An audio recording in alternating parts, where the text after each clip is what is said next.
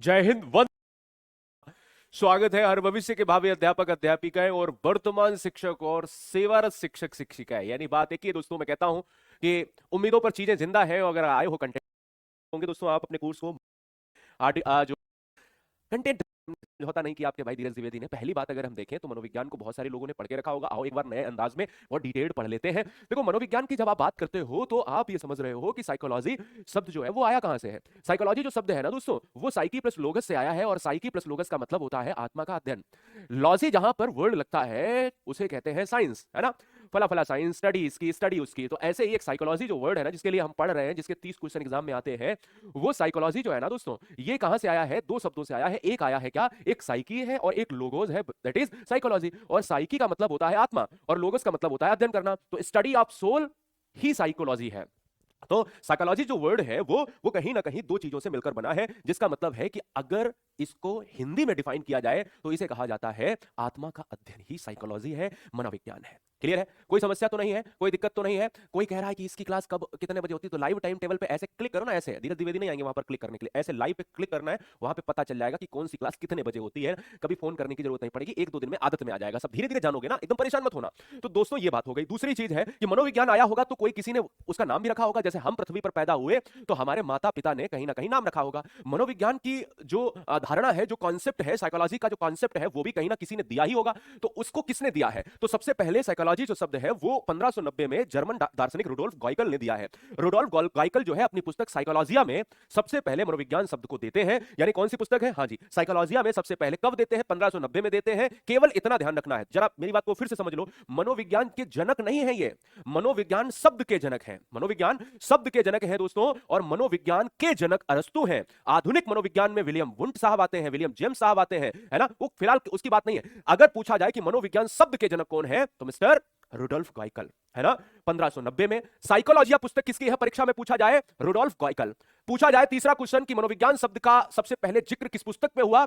साइकोलॉजिया, है ना। किसने लिखा? रुडोल्फ गॉइकल, है ना। ये बात याद रखना है। तो साइकी प्लस जो है लोगस बराबर साइकोलॉजी, अर्थात मनोविज्ञान जो है आत्मा का अध्ययन है। आइए, मनोविज्ञान की जब आप बात करते हो तो कहा ठीक बात है यार, आत्मा का अध्ययन है, आत्मा का अध्ययन है। लेकिन जब आप आत्मा के अध्ययन की तरफ आप बढ़ते हो ना दोस्तों, तो इसमें एक कॉन्सेप्ट आता है। कहते हैं कि यार ये बताओ, क्या कहते हैं? यार ये बताओ कि इसका हिस्ट्री क्या है, इसका बैकग्राउंड क्या है। ये बदमाश है यार, इसका बैकग्राउंड क्या है, कहीं कितने इस पर मुकदमा है, ऐसे तो बोलते हो ना।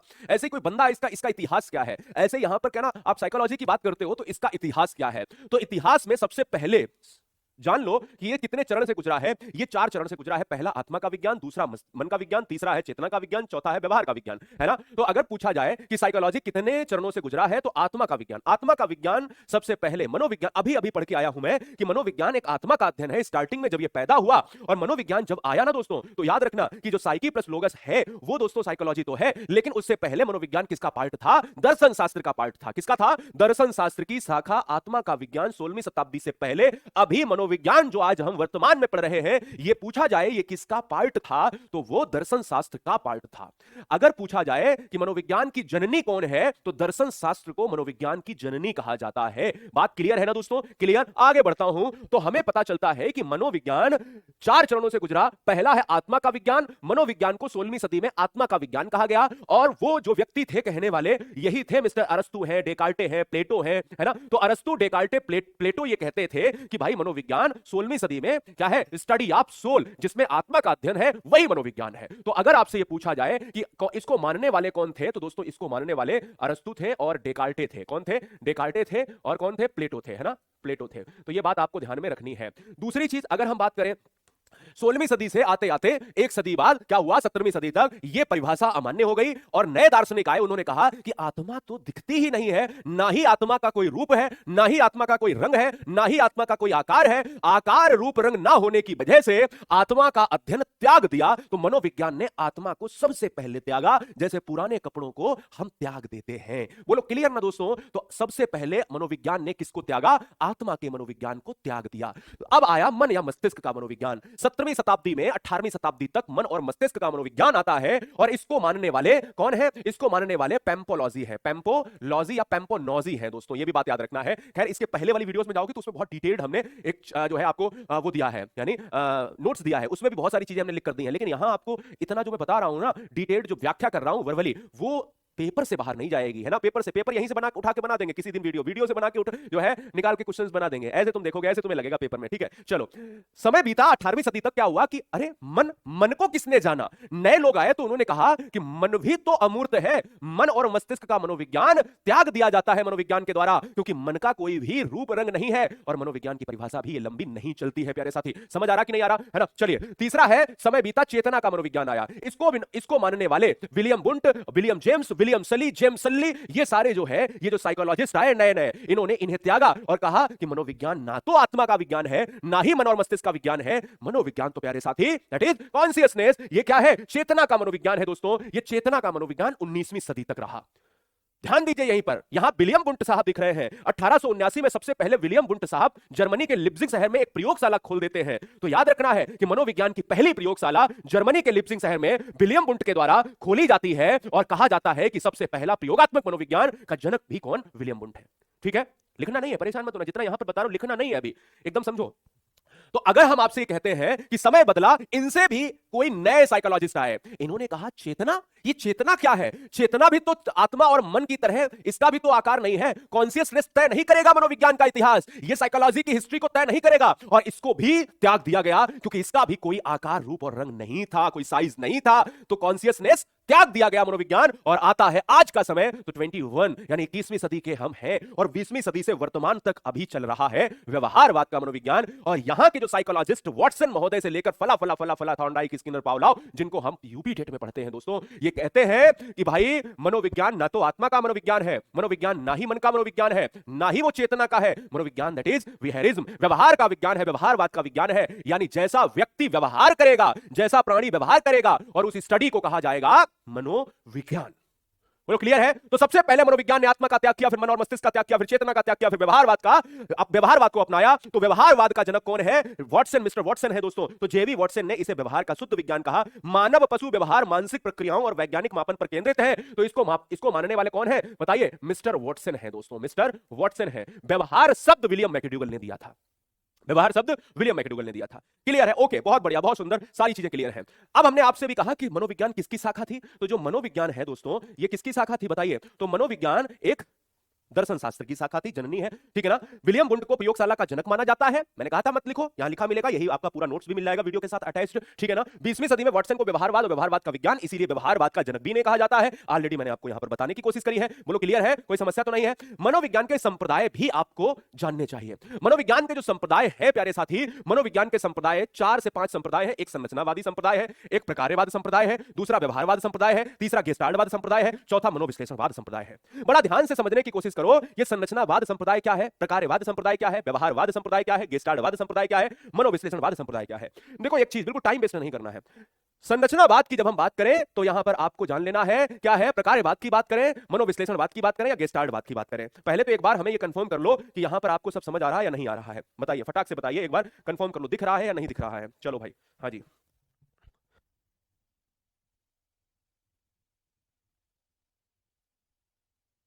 चलो बहुत बढ़िया, बहुत सुंदर,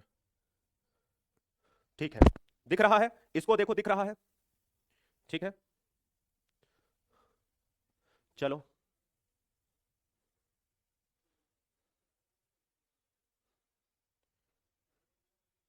ठीक है,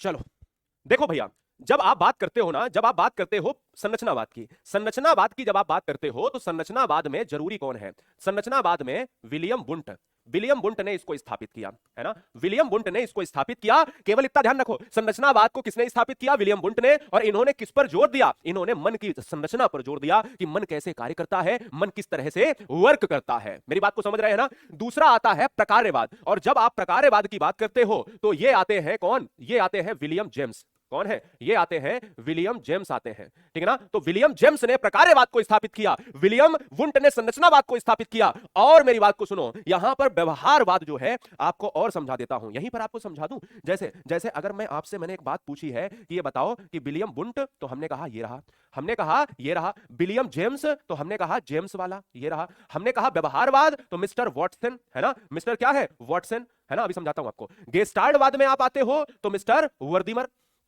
वर्दीमर, और मनोविश्लेषणवाद में आप आते हो तो ये कौन है, ये मिस्टर फ्रायड है, ये मिस्टर फ्राइड है। वर्दीमर को हम कैसे लिख देते हैं, वर्दीमर को हम ऐसे लिख देते हैं यहां पर, वर्दीमर। ये क्या है, मिस्टर वर्दीमर। आओ समझते हैं।